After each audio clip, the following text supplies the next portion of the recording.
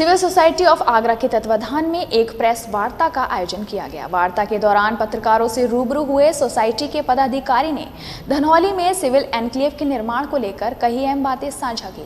वहीं इतने वर्ष बीत जाने के बाद भी निर्माण कार्य में असमंजस नजर आने की दिशा में पदाधिकारियों ने शासन और प्रशासन की कार्यशैली पर कई बड़े सवाल खड़े करने का भी काम किया है।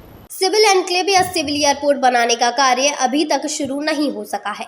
इस देरी को लेकर सिविल सोसाइटी ऑफ आगरा के सचिव अनिल शर्मा ने नाराजगी जताई है। उन्होंने आरोप लगाया है कि एयरपोर्ट अथॉरिटी द्वारा यह प्रचारित किया जा रहा था कि सुप्रीम कोर्ट से इस प्रोजेक्ट को क्लियरेंस मिल चुकी है, लेकिन मामला फिर से सुप्रीम कोर्ट में पहुंचा हुआ है। सिविल सोसाइटी ऑफ आगरा का कहना है कि सुप्रीम कोर्ट से 55 एकड़ जमीन पर निर्माण की अनुमति मिली हुई है, तो उस पर काम शुरू करवाया जाए।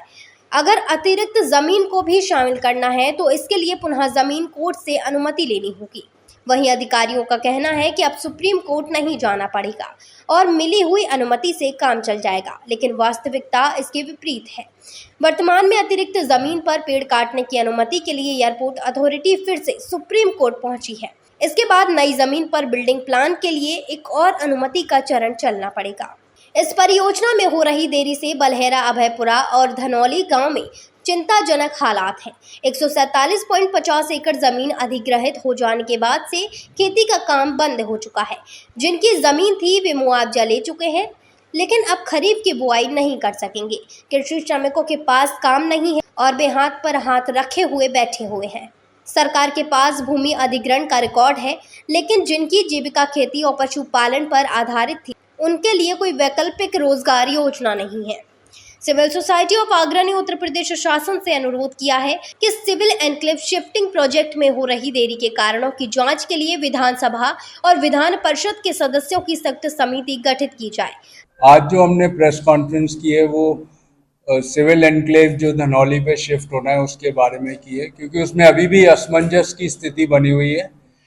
पहले एयरपोर्ट अथॉरिटी ने इसको प्रधानमंत्री गति शक्ति मिशन में डाल दिया, फिर उसके बाद कहा गया कि जो पहले 52 एकड़ जो जगह ली है उस पे सिविल एन्क्लेव बनाएंगे और जो 92 एकड़ अलग से जगह ली है उसके लिए अलग से प्लान करेंगे।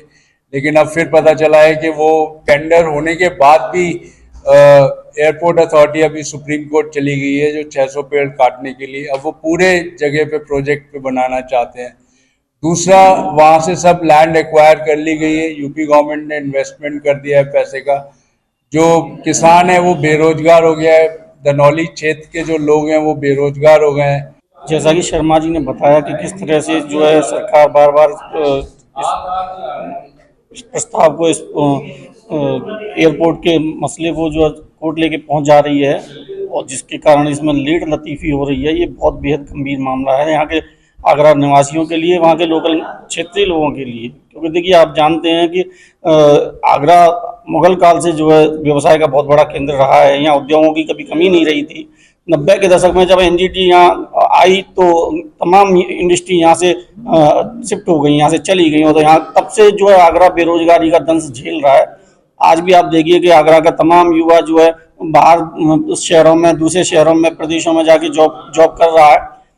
ऐसे आलम में भी जो है सरकार एक भावी प्रोजेक्ट को, जो कि एक बहुत बड़े स्तर पर लोगों को रोजगार दे सकता है, सीधे सीधे इस प्रोजेक्ट से दो इंडस्ट्री जो है प्रभावित होंगी, पर्यटन इंडस्ट्री और एक टूरिस्ट इंडस्ट्री। साथ ही सिविल सोसाइटी ने मांग की है कि सिविल एयरपोर्ट के संबंध में प्रभावी कार्य योजना के बारे में जानकारी सार्वजनिक की जाए। उत्तर प्रदेश में संचालित सभी एयरपोर्ट घाटे में चल रहे हैं।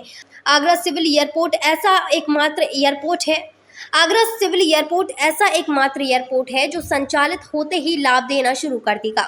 इस परियोजना में देरी से सरकार को नुकसान हो रहा है। सिविल सोसाइटी ऑफ आगरा नागरिक उड्डयन मंत्रालय से भी अनुरोध कर रही है कि परियोजना संबंधी जानकारी के लिए सूचना पट लगवाए जाएं, यानी होर्डिंग लगवाए जाएं, ताकि नागरिकों में व्याप्त असमंजस की स्थिति समाप्त हो सके। मून न्यूज़ के लिए हरिओम कुशवाहा की रिपोर्ट।